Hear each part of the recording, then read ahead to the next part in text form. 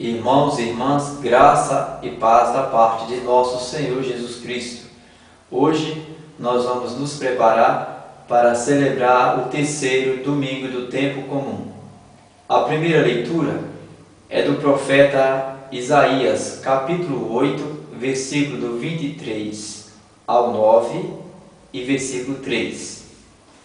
No tempo passado, o Senhor humilhou a terra de Zabulon e terra de Neftali, mas recentemente cobriu de glória o caminho do mar, do além-Jordão e da Galiléia das nações. O povo que andava na escuridão viu uma grande luz.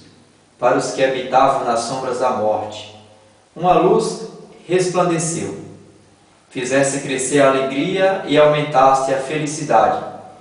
Todos se regozijam em tua presença, como alegres ceifeiros da colheita, ou como exaltados guerreiros ao dividir os despojos, pois o jugo que o oprimia o povo, a carga sobre os ombros e o orgulho dos fiscais, tu o abatesse como na jornada de Madiã. Então essa primeira leitura vai nos falar do tempo em que os assírios eles invadiram esse território, o território do pagão, da Galiléia.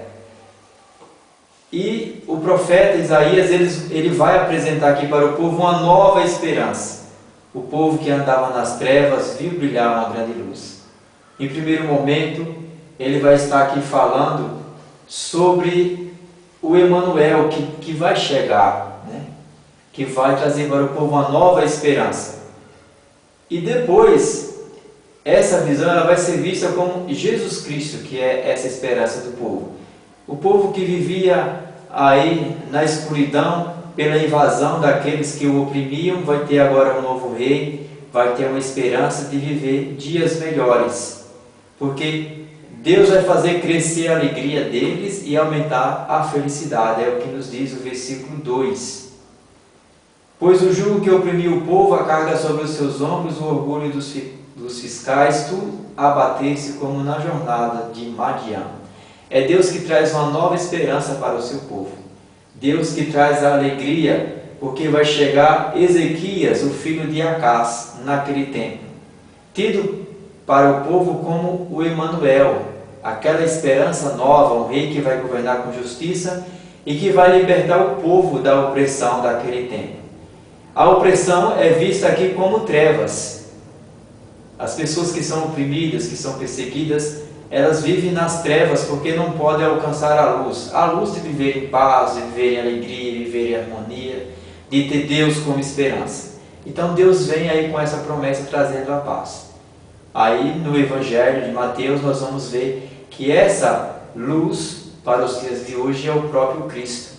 Ele é o grande prometido, Ele é o Messias, Ele é o Emanuel, Ele é Deus conosco. Esse Evangelho, essa leitura própria, né, que nós vivenciamos no tempo do Natal, agora se retoma de novo para que nós possamos ter essa luz para caminhar no tempo comum. A segunda leitura desse domingo é da primeira carta de São Paulo aos Coríntios, capítulo 1, versículo 10 ao 13 e versículo 17. Irmãos, eu vos exorto pelo nome do Senhor, nosso Jesus Cristo, a que sejais todos concordes uns com os outros, e não admitais divisões entre vós. Pelo contrário, sede bem unidos e concordes no pensar e no falar. Com efeito, pessoas da família de Cloé informaram-me a vosso respeito, meus irmãos, que está havendo contendas entre vós. Digo isso porque cada um de vós afirma: eu sou de Paulo, eu sou de Apolo, ou eu sou de Cefas, ou eu sou de Cristo. Será que Cristo está dividido? Acaso Paulo, que foi crucificado por amor de vós? Ou no nome de Paulo que fosse batizados? De fato, Cristo não me enviou para batizar, mas para pregar a boa nova da salvação. sem me valer dos recursos da oratória, para não privar a cruz de Cristo da sua força própria.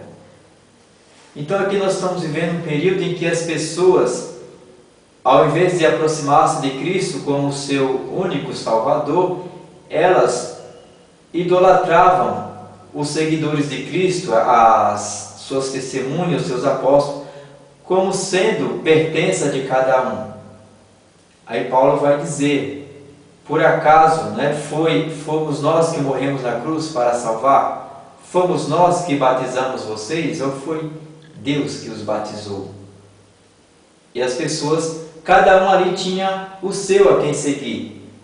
E o batismo, que é o sacramento que unifica a comunidade, estava ficando como algo que dividia. Por quê? As pessoas seguiam aqueles que os batizavam e não o próprio Cristo. Porque os ministros têm, na verdade, o papel de ministrar o batismo. Mas a graça santificante, o Espírito Santo derramado, ele é de Cristo. Então o homem ele é instrumento para guiar as pessoas no caminho de Deus. Paulo vai falar, por acaso Cristo está dividido? Por acaso, quem foi crucificado por amor de vós? Foi Paulo ou Cristo? Então aqui ele está orientando que nós devemos amar, respeitar, conviver com os nossos pastores, mas nós não podemos distinguir esse daquele, esse é bom, aquele não é. Nós devemos sempre estar focado na missão que tem o pastor, que tem o missionário, mas ele tem a missão de levar-nos a Cristo. Não podemos estar assim dividindo, né? Esse é melhor do que aquele, eu gosto desse, não gosto daquele, eu vou seguir esse, não vou seguir aquele, porque nós temos que seguir de fato a Jesus Cristo.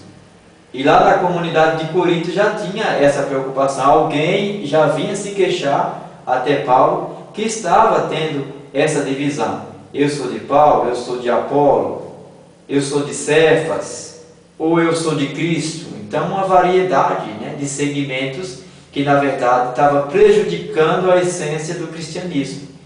Cristianismo já quer nos dizer o quê? Viemos do Cristo. É para Ele que nós vamos. Os homens que vão nos instruindo são aqueles que Deus, né, dá essa missão, mas eles não são mais de Cristo, porque não foram eles que morreram na cruz. Na verdade, não são eles que nos batizam, eles ministram o batismo, são instrumentos. Que tenhamos essa sabedoria de não misturar as coisas, mas saber que tudo se refere e caminha para Cristo. O Evangelho desse terceiro domingo do tempo comum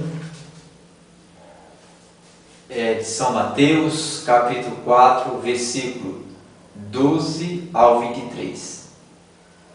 Ao saber que João tinha sido preso, Jesus voltou para a Galiléia, deixou Nazaré e foi morar em Cafarnaum, que fica à margem do mar da Galiléia, no território de Zabulon e Neftali, para se cumprir o que foi dito pelo profeta Isaías.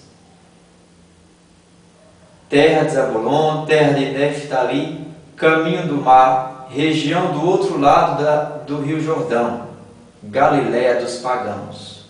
O povo que vivia nas trevas viu uma grande luz, e para os que viviam na região escura da morte brilhou uma luz. Daí em diante, Jesus começou a pregar dizendo: convertei-vos, porque o reino dos céus está próximo. Quando Jesus andava à beira do mar da Galiléia, viu dois irmãos, Simão chamado Pedro e seu irmão André. Estavam lançando as redes ao mar, pois eram pescadores. Jesus disse a eles: segui-me, e eu farei de vós pescadores de homens. Eles imediatamente deixaram as redes e seguiram. Caminhando um pouco mais, Jesus viu outros dois irmãos, Tiago, filho de Zebedeu, e João. Estavam na barca com seu pai Zebedeu, consertando as redes. Jesus os chamou. Eles imediatamente deixaram a barca e o pai e o seguiram. Jesus andava por toda a Galiléia, ensinando em suas sinagogas, pregando o evangelho do reino e curando todos os tipos de doença e enfermidade do povo. Então o Evangelho ele vai de encontro com a primeira leitura, Galiléia dos pagãos, Zabulon, Neftali, Cafarnaum, essa região considerada pagã, que não vem do povo judeu. E exatamente nesse meio pagão que Jesus começa a sua missão. O povo que andava nas trevas, que se confirma exatamente o que acontece na primeira leitura. Ezequias lá no Antigo Testamento, e agora aqui Jesus, ele é de fato nessa luz definitiva que não se apaga, que vai brilhar para a sociedade, para todo aquele povo. Viviam nas trevas, viam uma grande luz. Que luz é essa? É Jesus Cristo curando, salvando, anunciando o Evangelho, a boa nova acontecendo. O Emmanuel está conosco. E Jesus vem com essa missão de evangelizar, de batizar, de curar, de libertar, mas ele não é egoísta, ele não quer fazer o trabalho sozinho. O que é que ele faz? Ele convida aí esses 4 irmãos primeiro, 2 irmãos e depois mais 2 irmãos, né?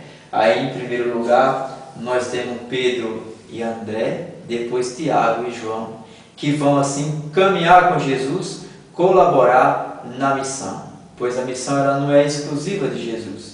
Ele, além de anunciar, ele não anda sozinho, ele tem os seus missionários, seus apóstolos, seus discípulos.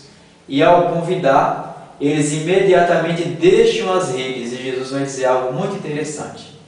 Vocês são pescadores, de hoje em diante vão pescar homens para o reino de Deus. Serão pescadores de homens. São convidados agora a pescar as pessoas para Jesus. Essa é a grande missão de todos aqueles que, ao encantarem-se por Jesus, aderem ao seu projeto, aderem ao seu chamado, devemos chamar as pessoas para o reino de Deus. Devemos anunciar o reino de Deus para que o mundo tenha luz, para que o mundo saia das trevas, para que os cristãos possam crescer cada vez mais e assim propagar a grandeza do reino de Deus. Que nós possamos ser assim como a Galiléia, Cafarnaum, que as nossas cidades sejam essas cidades que possam ser agraciadas pela palavra de Deus.